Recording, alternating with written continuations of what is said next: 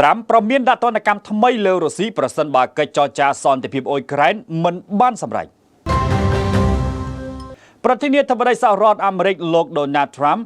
បានគម្រាមដាក់ទណ្ឌកម្មទ្រង់ទ្រាយធំលើប្រទេសរុស្ស៊ីមួយថ្ងៃបន្ទាប់ពីការផ្អាកជំនួយយោធានិងជំនួយផ្នែកចរកម្មដល់អ៊ុយក្រែនហើយលោកបានអំពាវនាវឲ្យប្រទេសទាំងពីរបន្តការចរចា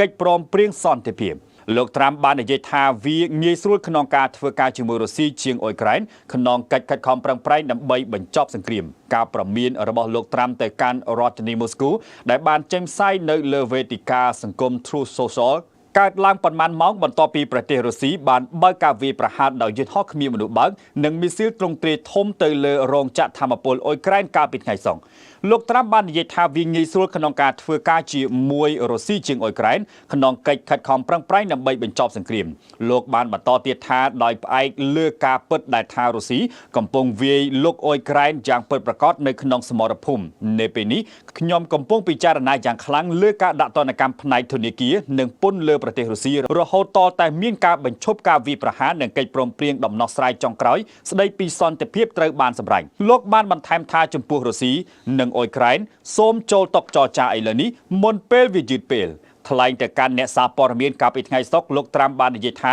លោកទុកចិត្តលោកពូទីន